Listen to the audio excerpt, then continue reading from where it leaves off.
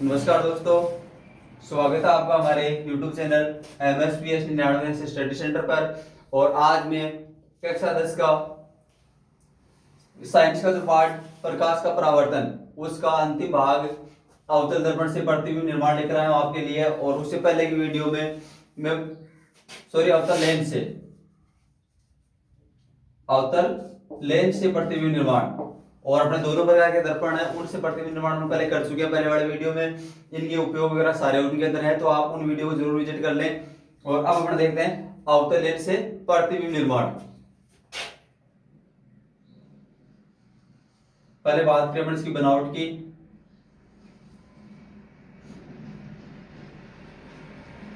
तो अवतल लेंस किनारों से मोटा और बीच से पतला होता है।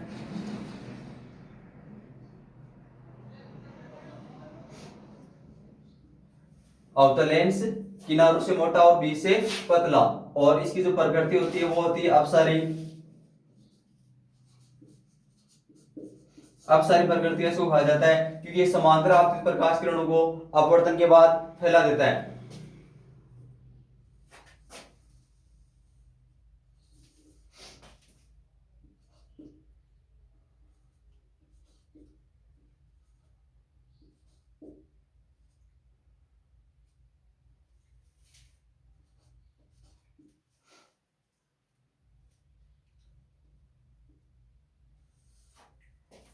तो ये हो गया इसके नामांकन, ये है इसकी मुख्य एक्स, और ये हो गया 2f1, ये f, और ये हो गया f2, और ये हो जाएगा 2f2। तो ये इसके मुख्य बिंदु है जो बड़ी मुख्य एक्स पर आपतित होते हैं। अब अपन देखते हैं दो स्थिति से इससे बड़े को प्रतिबिंब निर्माण करना है। मात्र दो ही स्थितियां हैं जिनसे बड़े को प्रतिबिंब निर्माण इसका देखना है। और जो अपना उत्तल था उसके अंदर 6 बिंब की स्थितियां होती है, 6 उससे प्रतिबिंब निर्माण होते हैं। तो पहला होगा इसके अंदर जब वस्तु अनंत पर हो। जब वस्तु अनंत पर हो तो उसे प्रतिबिंब कहां बनेगा। यह मुख्य एक्स के समांतर, और अपवर्तन के बाद क्या होगा, ये फैल जाएगी। अपवर्तन के बाद ये फैल जाएगी। अब इनको पीछे की तरफ बढ़ाने पर, पीछे की तरफ बढ़ाने पर ये बिंदु ए पर मिलती हुई प्रतीत होती है। इन दोनों रेखाओं को पीछे की तरफ बढ़ाने पर ये बिंदु ए पर मिलती हुई प्रतीत होती है, और यहीं पर इसका प्रतिबिंब बनता है। तो प्रतिबिंब की स्थिति हो जाएगी प्रतिबिंब की स्थिति। तो ये बन रहा है बिंदु ए पर, फोकस बिंदु ए पर। और अब देखो लाइन डैश डैश है, जहां पर लाइन सीधी हो उसको बोलते हैं वास्तविक, और जहां पर लाइन डैश डैश है उसको बोलते हैं आभासी। वास्तविक के साथ होगा उल्टा और आभासी के साथ होगा सीधा। ये दो चीज तो आप दर्पण और लेंस के अंदर नोट करके रखो। तो ये डैश डैश में है तो ये हो जाएगा आभासी। आभासी व सीधा, सिंपल सा, बस इतना ही आपको इसमें ध्यान रखना है। ये प्रतिबिंब की स्थिति, तो प्रतिबिंब होगा फोकस बिंदु ए पर, और ये हो गई इसकी प्रकृति, बिंब की प्रकृति तो हो गया आभासी व सीधा। और आकार की अपन बात करें तो वस्तु दूर है तो ये होगा छोटा, बिंदुवत आकार, बिंदुवत आकार या बिल्कुल छोटा। दो स्थितियां आप इसको जल्दी से नोट कर लें। उसके बाद अपन देखते हैं अगला प्रतिबिंब निर्माण। हाँ, तो अब देखते हैं अपन दूसरा।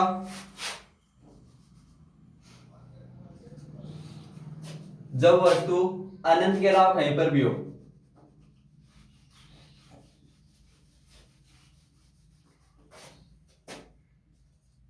अनंत के अलावा कहीं पर भी हो, या अनंत से आगे, और ये जो अपना दूर ओ है यहां तक, या अनंत से आगे का अवस्था कुछ भी है, लेकिन दो ही प्रतिबिंब से ध्यान रखना है। अनंत वाला है तो उसका प्रतिबिंब ए पर बनाना, उससे आगे वाला आगे बढ़ेगा।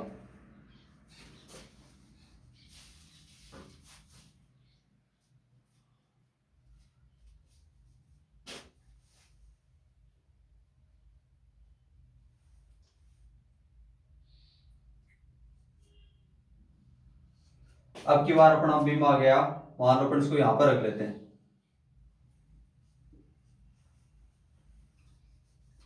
अब यहां से एक तो मुख्य इसकी समांतर है वो आगे जाएगी और उसको पीछे की तरफ अपन लेकर आते हैं, तो बिंदु ए पर मिलती हुई प्रतीत होती है। और दूसरी जो प्रकाश किरण है वो प्रकाश के अंदर ओ से गुजरेगी, प्रकाश के अंदर ओ से गुजरेगी, और जहां पर एक दूसरे को काटती है, जहां पर एक दूसरे को काटती है वहीं पर इसका बन जाएगा प्रतिबिंब। Very simple. तो अपन देख लेते हैं प्रतिबिंब की स्थिति। तो प्रतिबिंब की स्थिति हो जाएगी बिंदु एफ,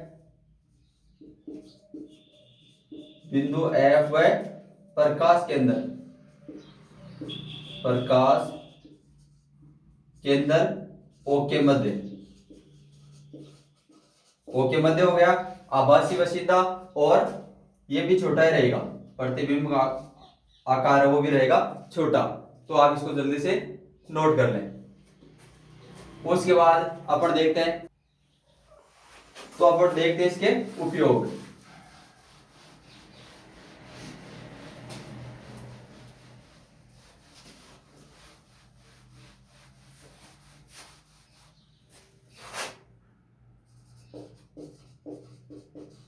अवतल लेंस व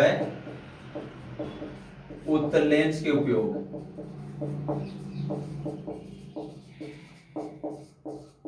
उपयोग तो अपनी आंख है उसके अंदर दो प्रकार के दृष्टि दोष होते हैं।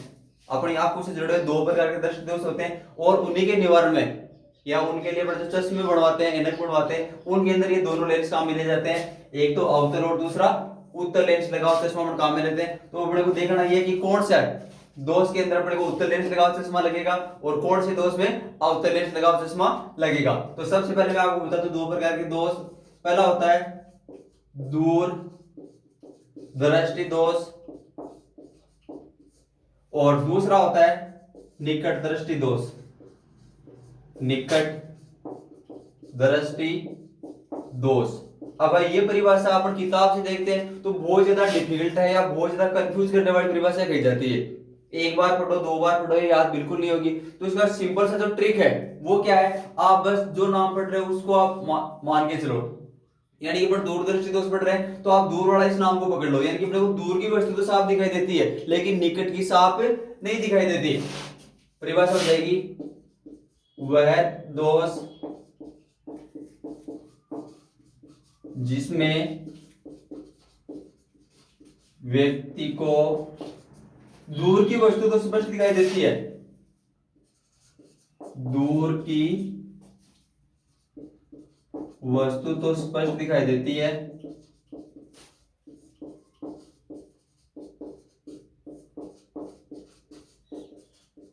लेकिन निकट की वस्तु को,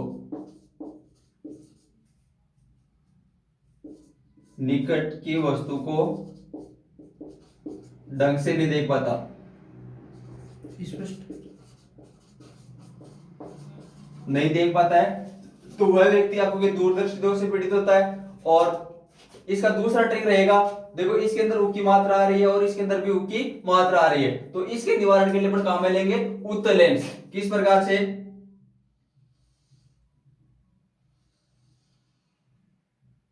ये अपना उत्तल लेंस और ये हो गई इसकी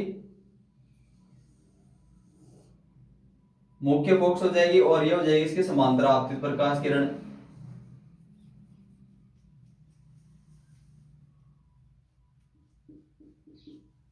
और ये हो गया ध्रुव ओ। ये क्या कर रहा है अपने अंदर से गुजरने के बाद में इनको एक बिंदु पर केंद्रित कर रहा है, प्रकाश किरणों को क्या कर रहा है एक बिंदु पर केंद्रित कर रहा है। तो अपने को कौन सा देखना है, निकट का, तो निकट का कौन सा दिखाएगा उत्तल लेंस, उत्तल लेंस वो निकट का दिखाएगा, दूर का तो अपने को साफ दिखाई दे रहा है लेकिन निकट का नहीं दिखाई दे रहा, तो अपन उत्तर लेंस लगा हुआ चश्मा काम में लेते हैं, तो अपने को जो दूरदर्शी दोष वो दूर हो जाएगा, निकट की वस्तु साफ दिखाई देने लगेगी। तो यानी जो अपना उत्तर लेंस है उसका उपयोग हो जाएगा दूरदर्शी दोष से जो पीड़ित व्यक्ति उनके चश्मे के अंदर उत्तर लेंस लगाया जाता है, इस बात का आप ध्यान रखें। उसके बाद दूसरा अपन देखते हैं निकटदर्शी दोष।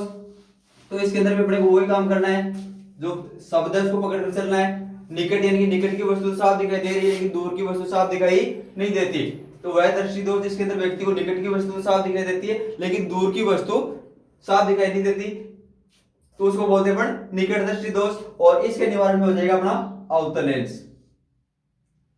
से लगा जो चश्मा है वो अपन काम में लेंगे।